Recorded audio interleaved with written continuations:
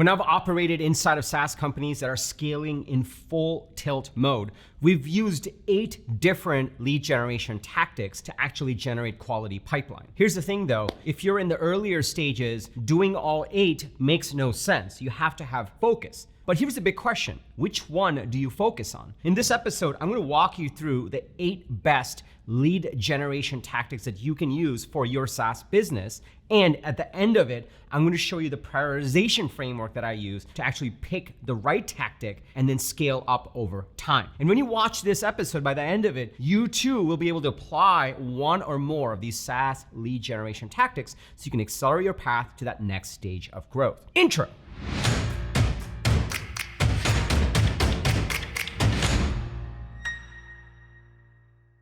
What's up, everybody? Welcome to Unstoppable. I'm TK, and on this channel, I help SaaS founders like you grow your SaaS businesses faster with an unstoppable strategy. Now, if you're new to this channel, welcome. I drop an episode every single Sunday with actionable strategies and tactics from the trenches on how to grow your SaaS business faster. So be sure to hit the subscribe button and that bell icon. That way you'll get notified every single time I drop an episode with the TK energy. Now, if you're already part of this community, if you're part of my SaaS go-to-market coaching programs, my people, welcome back. It's really awesome to see you over here. So when we were scaling ToutApp, we were using 2 to 3 key lead generation tactics that was actually generating quality pipeline for us. One of the years we grew 300%, which led us to raising our Series B, led by Andreessen Horowitz. We ended up selling ToutApp to Marketo. When I joined Marketo as executive team member, that was scaling at about 450 million ARR, going after $500 million in ARR. And it was mind-blowing to see all the different lead generation tactics they were using to actually generate quality pipeline. So based on all of my experience, I'm going to show you the 8 best SaaS lead generation tactics that you can deploy. And if you watch till the end of this episode, I'm going to show you the little framework that I use to figure out which one you should pick and how to scale each of them over time so you don't end up neither here nor there. If you're excited to dig into principle number 1, lead generation tactic number 1, go ahead and smash that like button for the YouTube algorithm. It just loves it when you do that. And let's dig right into it. Okay, so the first lead generation tactic that still works today and works really well and worked back then for me and every SaaS company that I've been part of is content on social plus inbound leads. This is very similar to the strategy that even I use over here. I publish a YouTube episode over here, and that generates a number of founders who want to work with me. I post on LinkedIn, I post on Twitter, I deliver valuable content, and out of that content, people end up becoming leads, and over time, we work together. And this is something that's worked with every single SaaS business I operate today, every single founder I coach, and every single SaaS business I've operated in the past. This essentially is all time. It's not a lot of money, meaning to post on LinkedIn, to post on YouTube, to post on Twitter, to post anywhere, you don't have to give them any money. You just have to put in time to creating valuable content for your ideal customers. And if your ideal customers discover your content, they spend time with you, they can start to understand if you are full of crap or you are actually very legit, if you're solving a real problem. And if you are, then over time that trust builds and they become customers. So this still continues to be the number 1 tactic that I use across every SaaS company that I'm either coaching, operating, or have operated in the past to generate quality pipeline to actually serve our customers. And the second one that works really well, which kind of connects to this, is content plus ads.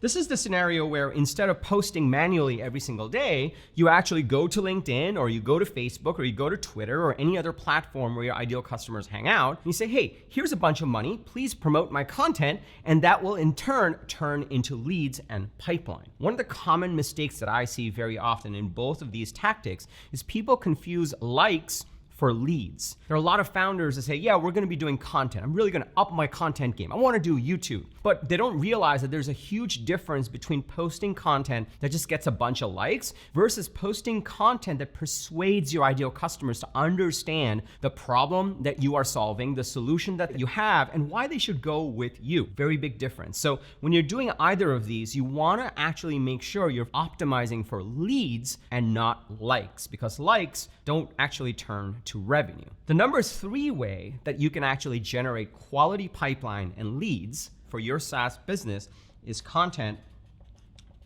plus SEO.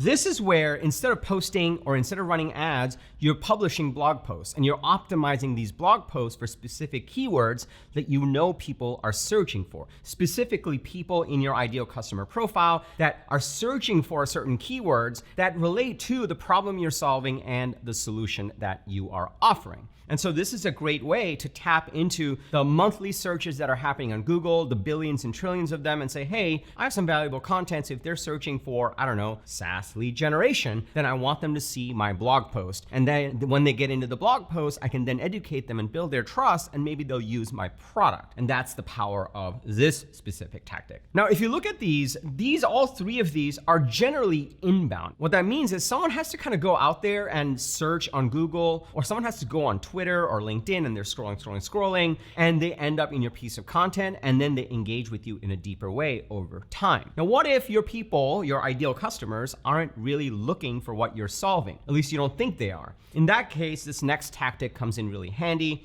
It's essentially outbound. Outbound can come in two ways. You can either email them or you can call them. Either way, outbound is great if you are solving a problem that your customers aren't fully aware of yet. They're not out there searching for this, but you know they have the problem. And if you can just get it in front of them, they'll say, oh my God, this is totally something we actually have. I didn't really think there was a solution for this. I want to talk. So outbound as a tactic for generating leads and generating pipeline is brilliant when you know exactly who your ideal customer is. You know your messages will resonate if you get it in front of them. And they're kind of in hard to reach places, so you can actually go into outbound with a proper message and get in front of them and say, hey, would you like to get on a call? Or would you like to get on a webinar? Would you like to get on a demo? And you can take them down the process. Now, those are the first 4 tactics that I have for you, and they're some of the best. Now, remember, if you stay till the end, I'm gonna tell you how to prioritize these, because if you try to do all of these, you're gonna end up neither here nor there. And trust me, I've done this, it was just horrible. What works best is if you pick the best one for your specific company. And at the end of this, I'm gonna show you the framework I use to figure out which one you should go with first, and then second, and then third. But before we do all of that, I'm gonna show you the next 4. I have 4 more tactics for you. Before I get into that, let me just pause here for a second. If you're starting to see the power in this, you're starting to see, oh my God, there's so many different ways to generate leads and quality pipeline, and not just do it in a cheesy way where you're in front of people's faces, but really serve them and offer them value and actually solve some of their problems early on and then get them into your product. If you're starting to see the power of all of this, can I just get a yes in the comments below? And also smash that like button for the YouTube algorithm. It just loves it when you do that. Also, if you're in this stage where you're trying to figure these pieces out, how do I generate leads? What's my go-to-market strategy? How do I take it to market? How do I scale? This is exactly how I help in my SaaS go-to-market coaching program. I'll tell you more about it at the end of this episode. You don't have to go anywhere right now. Let's dig into tactic number 5. Tactic number 5 is one of my favorites, and it's one of those black arts. I didn't know how to do this back in the Tout days, but in Marketo, I really learned the power of this. And if you can crack the code on this, it could be a completely unfair way to rise above your competition. Number 5 is partners. So there are already companies that are selling to your ideal customers. So for example, in case of Tout, there were a lot of companies that were already selling to sales teams. We sold to sales teams. And the biggest one we found was Salesforce. So we figured out how to partner with them, how to actually show up at their events, how to actually run air cover on top of whatever marketing they were doing so that we could actually partner with them and sell to their customers. A big part of this was actually integrating with them. So partners are a really great way. If you can identify 2 to 5 companies that are in your space selling to the same type of customers and that are bigger than you or similar size to you, and they're not competitive to you, and you can actually go to them and say, hey, look, we're selling to the same customers. If your ideal customers also buy my product and are on your product, they're gonna stick with you longer, then you can actually create a true partnership, and you can actually mobilize an entire marketing and sales motion that generates quality pipeline. One of the great things about partners is if they're coming referred through a partner, then they trust that partner, so they'll trust you more. So everything moves a lot faster. I learned about partners in a really big way when I ran the Alliances and Partnerships organization in my time at Marketo. I had a $60 million number that I needed to hit, both in terms of source and influence revenue. And in order to do that, we were able to galvanize key partners that were already selling to our ideal customers. And together we were able to generate that level of pipeline, which was incredible. And so partnerships, when done right, you can actually generate a ton of leads, but you have to actually do one thing. The biggest thing I learned about partners is it's one thing to say, hey, we shake hands, we're gonna be partners, this is a great partnership, we're integrated, but it's a completely different thing to actually mobilize that partnership. And the way that came was you actually had to do co-marketing. You had to go to the marketing team of that partner and say, okay, what are we gonna do together to reach your customers and our customers? So our customers buy your product and your customers buy our product. And then that dovetails into one of these other tactics that you're gonna do together using your collective forces. If you don't do that, partners won't work. It'll just be a really cool agreement and integration, but it won't generate pipeline. So that's kind of like the other stuff where it's one thing to do it and it's another thing to do it effectively. So in content, you can generate a ton of likes, but that doesn't mean you'll generate pipeline. You need to generate pipeline. Same with partnerships. You can generate a partnership, but if it's not generating pipeline, it doesn't matter. So you actually have to do that co-marketing. And that's something I learned while I was doing that. Number 6 is so powerful. I put it in a separate one. Technically, it could go under Outbound, but I put it separately because it's kind of an OG thing, but the people that do it with an unfair advantage, and 5 through 8 are really unfair advantages. This is direct mail. Someone said something to me one time and it really stuck with me. They said, TK, a FedEx envelope has a 99% open rate. Compare that to email, which basically has maybe a 20% open rate if you're successful and very effective, or a phone call, which I don't even know what the connect rate is these days because people basically just don't answer their calls. Although it does work, like I'm not saying you shouldn't do it. There is a certain percent, but it's not 99%. It's not a 99% open rate.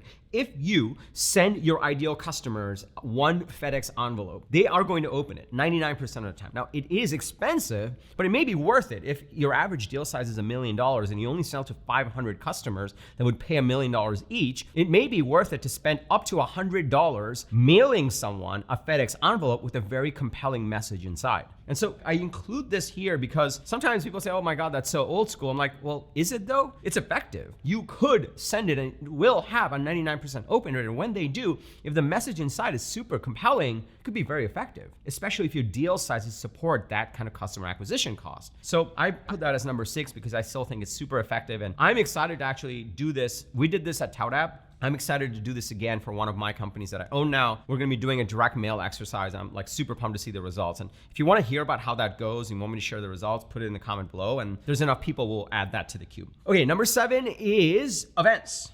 And I clued you into this a little bit. Remember when I said Salesforce had all of our customers? Like if they were a Salesforce customer, they should be a ToutApp customer. Well, that was the same for Marketo also, but Marketo got banned from Salesforce's events because the founders had a fight. That's for a different episode. But more importantly, those events that Salesforce held were super powerful. We knew that if we showed up to a Salesforce event, their customers would be there. And out of their customers, 99% of them should be on our platform because they're using a CRM and their sales teams need a sales engagement platform. That was the logic. And so events were super powerful when done right. Now, there's a whole art to generating quality leads from events. If you just go up to an event and you just sponsor it and you just sit in the back of the room, nothing will happen. But if you go to an event and you speak on stage and you actually give your narrative, your manifesto, your strategic message, you're able to share that with the audience, and then you can say, hey, we'll be hanging out in our booth, come hang out, then it's gonna work really well. Now, let's just say the people that are running the event won't let you get on stage because maybe you don't have a track record in speaking. You might have to just pay them more. Just like, look, I'll go to the gold sponsorship, but I'm not coming unless I go on stage. You could do that. The other thing you can do is have a really compelling booth with some sort of activity. So we sold to salespeople, and at events,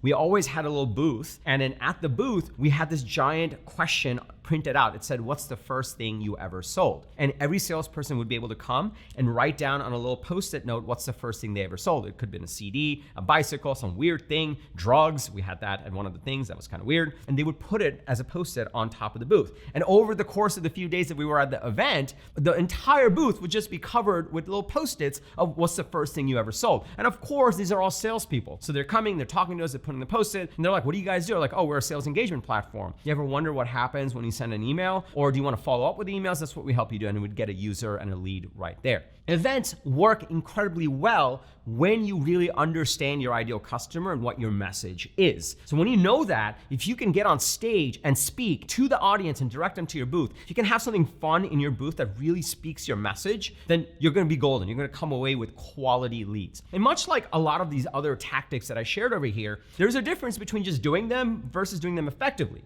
So in content, there's a difference between likes versus actual leads. In the terms of outbound, there's a difference between connect rates and open rates versus just sending out 1,000 emails that no one responded to, or worse, put you in the spam folder. In terms of partnerships, there's a difference between signing a partnership and doing an integration versus saying, hey, we're gonna go co-market together and actually create pipeline. So you wanna make sure that in each of these tactics, you differentiate between doing the activities versus getting the results. The results are what matters, and that's usually leads and pipeline and quality leads. So you wanna measure for that. You guys ready for number 8? After number 8, I'm gonna show you the framework on how to prioritize these, because if you try all 8 of these, you will fail. But if you prioritize the right ones, and it depends on what kind of company you have and what stage you're in, so I'm gonna show you how to prioritize it, super easy, then you'll be able to pick which ones to focus on. So number 8, drum roll. Number 8 is one of my favorites, and it's one of the ones that, again, is OG, but people that use it get huge advantages out of it. It's referrals. And this is super easy. What I recommend is you set up a referral automation platform, and the referral automation platform monitors your customers, and when they're happy, you hit them up and say, hey, do you have another person that would get value from our product? If you do, we'll give you X, and X could be a bottle of champagne, it could be a free month, it could be a free renewal, like whatever you can do. You might be spending money on all this anyway. Whatever your customer acquisition cost is, just give it to the customer if they refer you to a successful customer. Referrals are amazing because when someone gets referred in, the win rates are higher. They tend to buy more, and they tend to refer more people, so it becomes inherently viral. And that's one of the best lead generation tactics that you can do. Super powerful. Those are the 8 best SaaS lead generation tactics that I have personally used. I tried to add as much color as possible to each of these, just so you get some pro tips having done all of these. You do any one of these, they can be incredibly powerful. You start to compound them, they can be even more powerful. There's a catch though. You wanna make sure you don't try to do all of these, because you'll be neither here nor there. When you think about when I was at Marketo, there were entire armies of people that were dedicated to just one of these things. So if you are a smaller team, trying to do all of these doesn't make any sense. So you want to figure out which one is the best one to actually go with. Now, I promised you something. What I promised you was if you stayed till the end, and you did, I would show you how to prioritize the one for your company. So this is the little framework that I use to actually choose which one to focus on when you are getting things going and when you're scaling a go-to-market strategy. Are you excited for this? Okay, I'm going to show it to you. Smash that like button if you haven't already and you're getting value. If you're watching this far, you probably are. So smash that like button. It just means the world to us and my team. We put a lot of love into these videos, and then let's get into the framework. The way I think about any one of these tactics is I think about difficulty versus speed. So difficulty, it could be hard or it could be easy. Speed, it could be slow or it could be fast. So this is kind of the 2x2 that I always look at. If something is fast in terms of speed, it means that you'll quickly get results. You'll quickly see did it work or did it not work. Some of these tactics, you're not really gonna know if it works until a while. But there are other tactics where you're gonna know really quickly if the messaging you're using, if the go-to-market strategy you're using, or the people you're targeting, whether the message resonates with them or not. So you kind of wanna pick which ones you wanna start with and you wanna scale out over time. Now, if you were to take any one of these tactics, here's how I would map them out. And that's gonna tell you which ones to start with and how to scale over time. So I always wanna start with fast and easy. I want something that's easy to do, meaning it doesn't take a lot of skill in terms of marketing and sales, and it will give me fast feedback. Because that way, if I have a certain message, if I have a certain go-to-market strategy, if I have a certain manifesto, I can test this really quickly and see if it's working or not. And so the easiest thing that I found is referrals. I can just go to my existing customers and say, hey, are you getting value from the product? Can you introduce me to 5 more people that would get it, and I'll make it worth your while. That is the easiest thing you can do, and you really can't screw it up. And even if you have 5 customers, hit up all 5 of them. If you have 1,000 customers, it's a little bit harder. You want to automate it with the proper platform. But this is the fastest and easiest, because either customers will say, yeah, totally, here we go, or they'll say, no, you are terrible. I want nothing to do with this. Either way, it's good because then you can fix it and prevent the churn if they're unhappy. But if they're happy, they'll refer you. So that's the fast and easy that I always start with, right? So you can start there. The second one that I think is about medium difficulty, and by medium difficulty, I mean it's not the hardest thing in the world. It can be taught. I teach this to founders all the time, and gives you relatively fast speed in terms of results, in terms of like, hey, is this working or not, and how do we tweak, is content. So content on social, which is this first one, giving you inbound, is medium difficulty. You got to get it right. You want to make sure you're not doing stuff that just generates likes and not leads. You want to make sure you're positioning it the right way. You want to make sure you have the right message. But if you do that, you can get pretty quick feedback from the market on, is this a thing or not? Is it resonating with people or not? And how do I fix it? So that's number 2. Then what's a little bit harder is content plus ads. So that's a little bit harder. Ads do require skills, and you can lose money real fast and a lot if you're not careful. And so I always say this is medium, essentially. And so you can start with content on social, and then you can go to ads, and you can go in that way, and you can hire the right people once you get some momentum going. So that covers that one. Now, a lot of people say we're gonna do content marketing, and then they hire this ghostwriter that says, I'm gonna do a bunch of SEO stuff for you, and I'm gonna do all these blog posts, and they do content marketing. And that usually is a trap for a lot of founders. So I always put content plus SEO pretty much over here. It's hard to do, but that's not the reason not to do it. SEO is very powerful, but it's very slow. Meaning it could take months to actually get results in terms of placing first page for Google search results, placing first page for any search results in any search engine, and then people that are in your ideal customer profile to find that content, to click on it, to go through the blog post, and then actually become a lead. So while this is very powerful, it is not the first thing you should do. You should do this later on because it's hard to do. You gotta have quality content, and it's slow, and you want to do the slow stuff later. So the next one that we had over here was outbound email and calling, and I put that in terms of medium difficulty, but also medium in terms of speed. And the reason for this is one of the things I learned while I was running Tout App and I was selling Tout App sales engagement was that it takes about 7 touches for someone to actually engage with your outbound email sequence. You just have to follow up with them. If they don't see it 7 times, this is not made up in terms of sales outbound. This is just the law of marketing and how the human brain works. You got to see something 7 times to trust it. Could you get responses on the first one? Yes, but not the bulk of it. Not enough to make a material difference. So I put that as medium speed, meaning you're going to have to touch people every 3 days or every 7 days across multiple channels to do outbound and calling and to actually get real leads, real pipeline, real appointments, and real engagement. It does work, but it's just medium speed. It also requires a certain level of skill. You actually need to know what your message is, what your value prop is, and you need to position that in the right way. So outbound, I always put in sort of the medium speed, medium difficulty. And then there's partners. I put partners, it's hard to do, and it's also medium speed. One of the things that I realized is when I ran alliances and partnerships and Marketo, I had an army of people that their job was to meet with potential partners. But we didn't partner with everybody. Unless that other company also had a humming go-to-market machine and some brand recognition, unless they were sponsoring our stuff, we would not really let them in because we don't trust them yet. And so I put that as it's a little bit medium speed and it's hard to do. It's hard to mobilize a partnership and to do that co-marketing that I talked about. It's also hard to gain the trust of a potential partner because they're extending their brand credibility with your brand. So you have to show that you can do some of this other stuff on your own. You have some credibility. Otherwise, they're not going to just extend you an olive branch. They're just not. And so I put that as a little bit harder to do and medium speed. It takes time. And so you can kind of think about it in that way. And then you have direct mail and events. Those are the last 2 that are left. Direct mail essentially is slow, obviously, because it takes time to get it mobilized.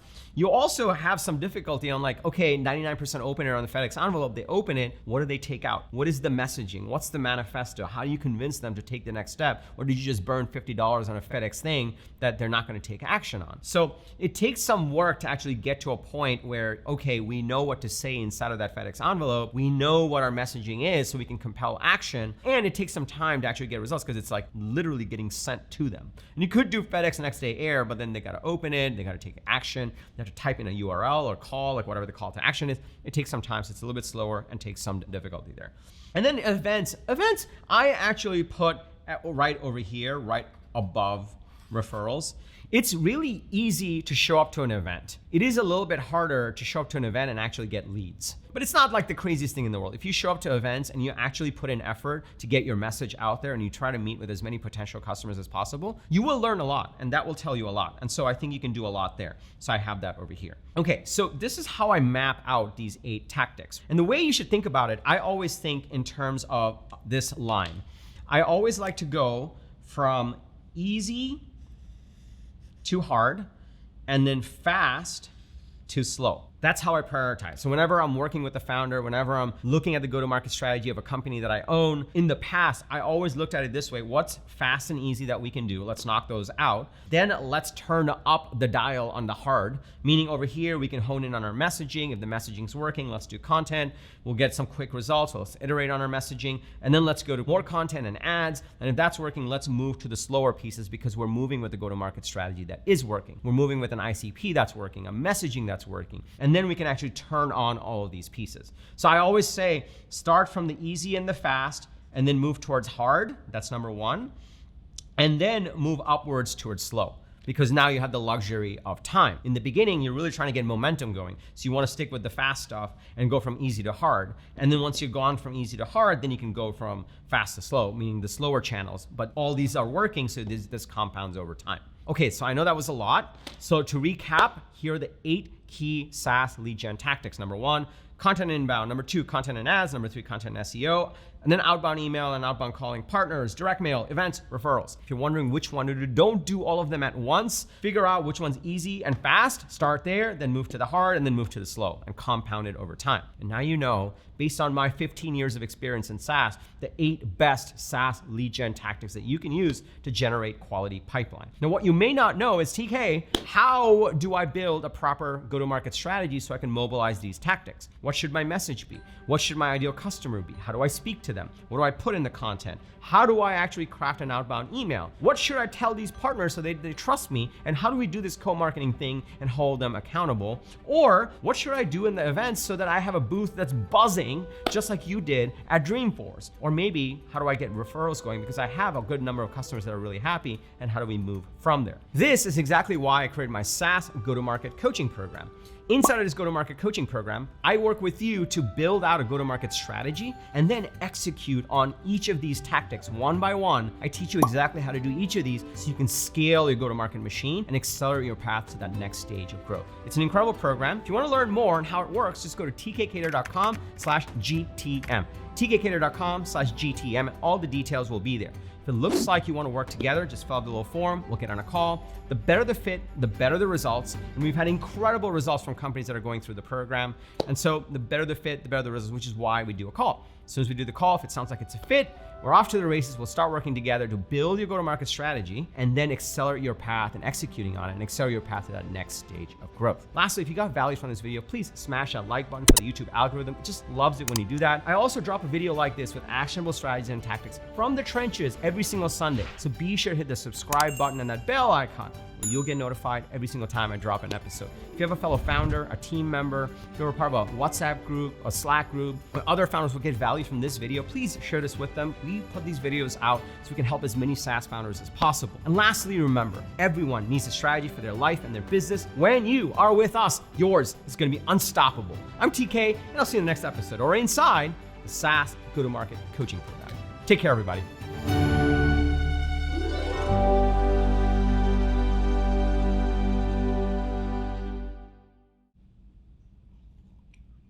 It is really hot in here.